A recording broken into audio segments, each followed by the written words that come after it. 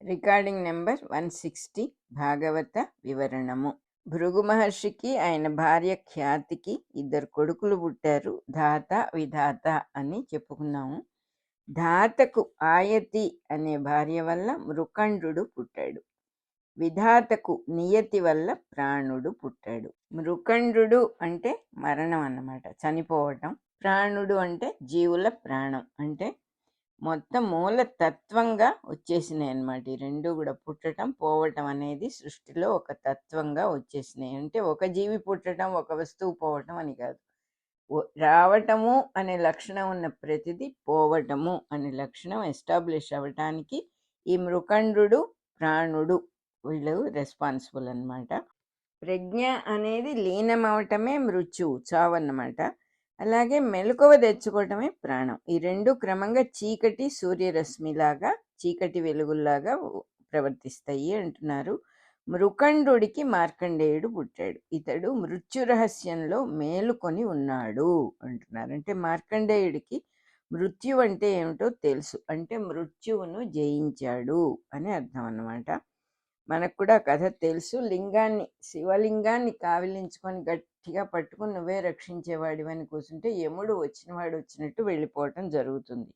కాబట్టి ఆయన శివుణ్ణి ఆశ్రయించి మృత్యువుని జయించాడు అని ఇతిహాసం, అంటే పురాణంలో ఉన్నది.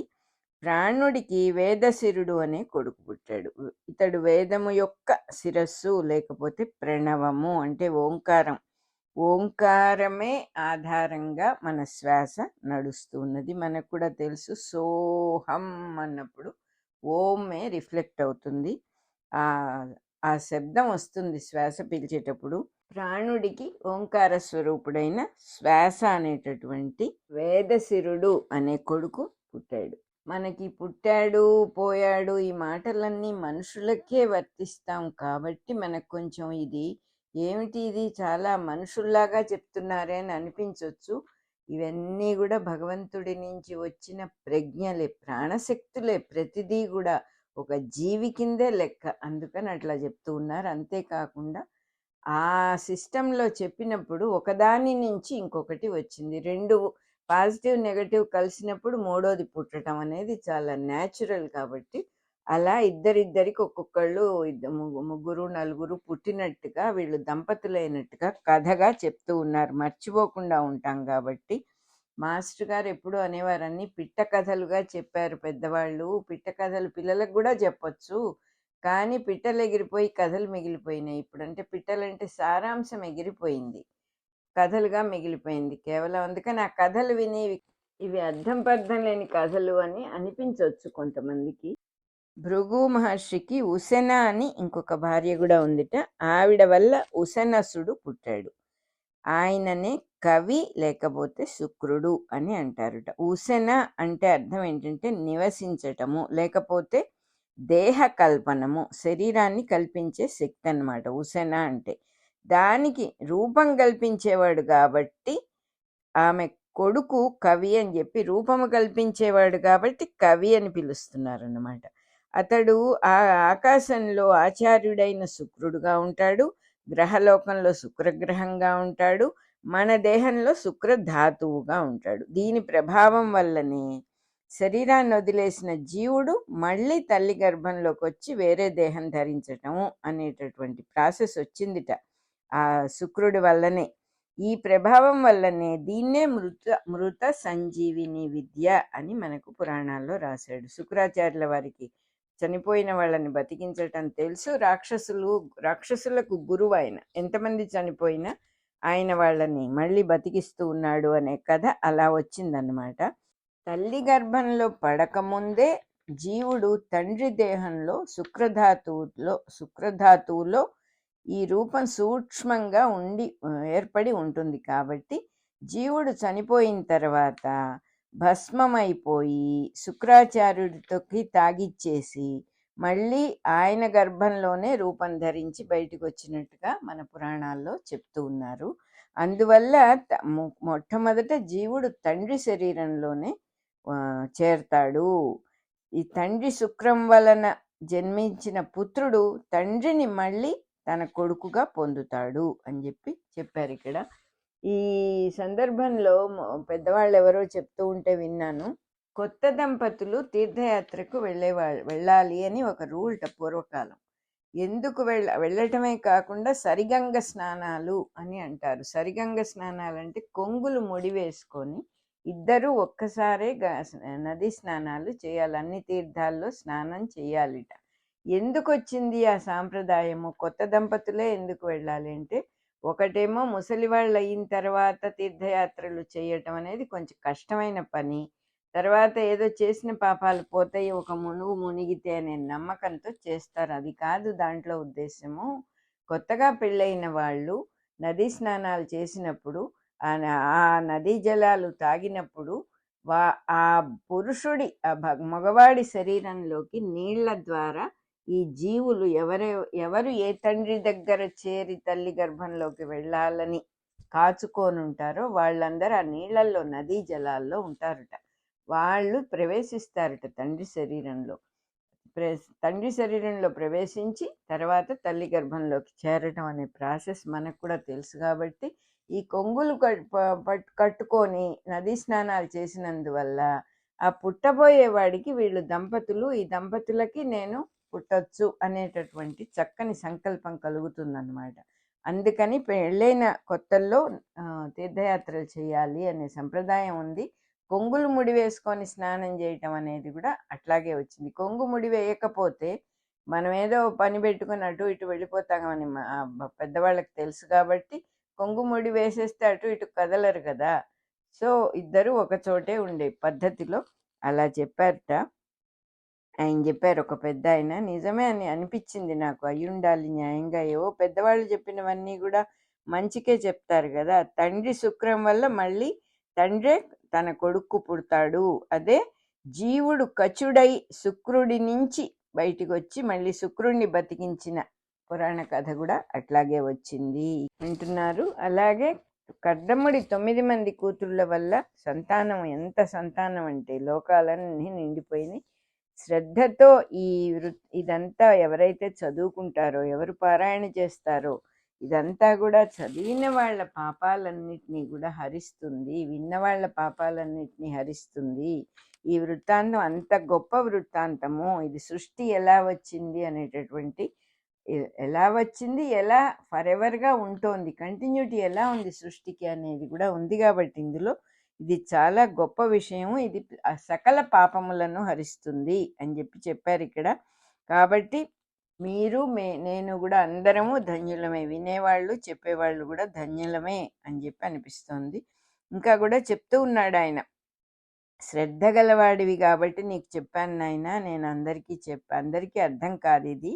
శ్రద్ధ గల వాళ్ళకి చెప్పాలి, వాళ్ళు దానివల్ల బెనిఫిట్ పొందుతారు, లాభం పొందుతారు అని చెప్పారు. ఇంకా ప్రజాపతి వంశాన్ని వివరిస్తాను అంటున్నాడు. మైత్రేయుడు విదురుడితో చెప్పటంగా ఇదంతా కూడా మనం చెప్పుకుంటూ ఉన్నాము. ఇంకా ప్రజాపతి వంశాన్ని చెప్తూ ఉన్నాడు మైత్రేయ మహర్షి. బ్రహ్మ వల్ల పుట్టిన దక్షుడికి మనువు కూతురైన ప్రసూతినిచ్చి వివాహం చేశారు.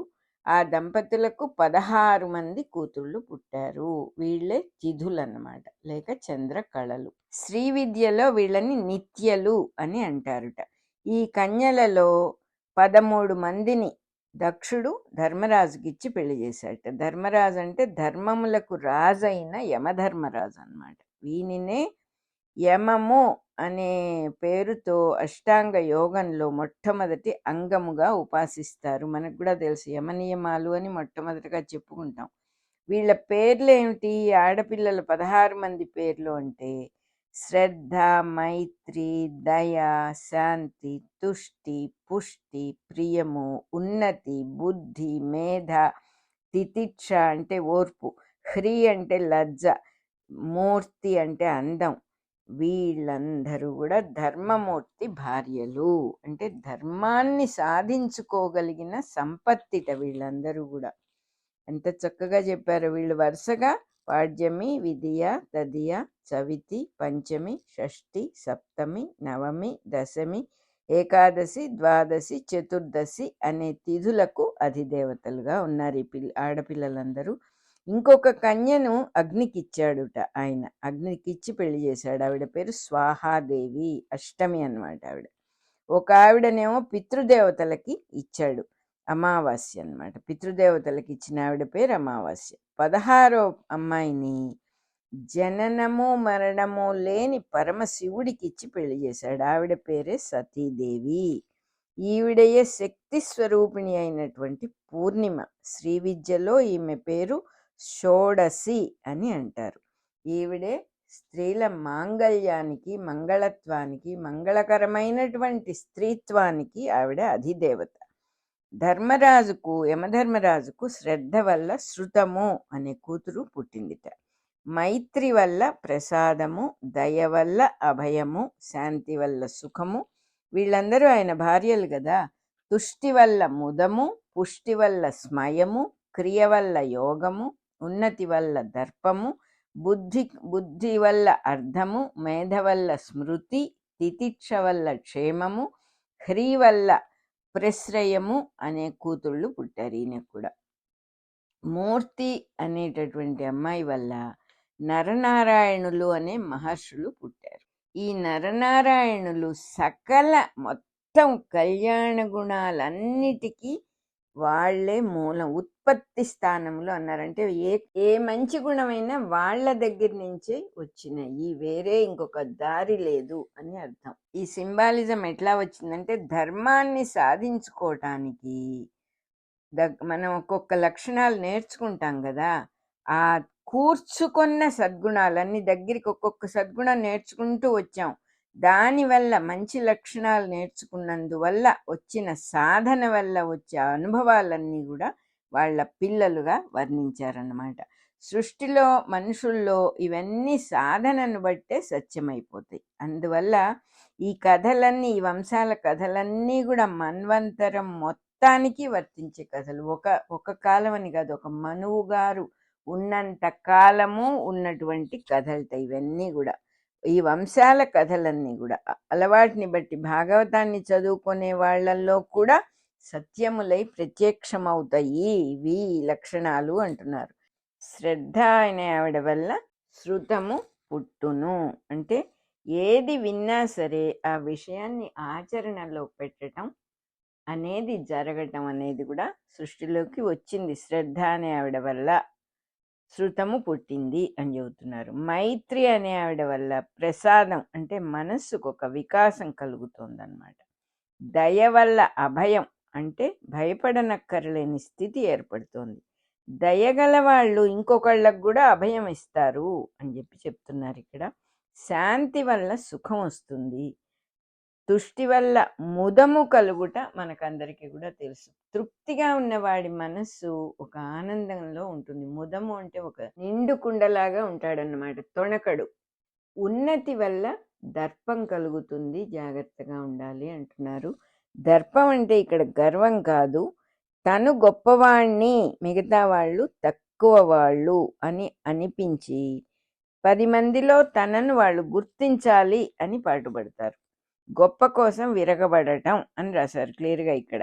దీనివల్ల ఏం జరుగుతుందిట, ఇలా దర్పం వచ్చేసిందంటే పేదరికం కలుగుతుంది, జాగ్రత్తగా ఉండాలి, ఆ దర్పం రాకుండా చూసుకోవాలి. ఉన్నతి వల్ల దర్పం వస్తుంది. ఉన్నతి అంటే ఏమిటి, ఏదో ఒక గొప్ప విషయం ఉంటుంది వాడి దగ్గర, అధికారం ఉండొచ్చు, లేదా ఎవరు చదవని విద్యవాడు ఒకటి చదువుకొని ఉండొచ్చు, లేదా విపరీతమైన తెలివిగలవాడై ఉండొచ్చు, లేదా గొప్ప శక్తి గలవాడై ఉండొచ్చు. అది చూసుకుని దర్పం గనక ప్రదర్శించాడంటే నేను ఇంత శక్తి ఉన్నవాడిని అని ఇంకొకరిని చిన్న చూపు చూడటం అనేది మొదలైందంటే దానివల్ల పేదరికం లాంటి ఆపదలు చుట్టుముడతాయి.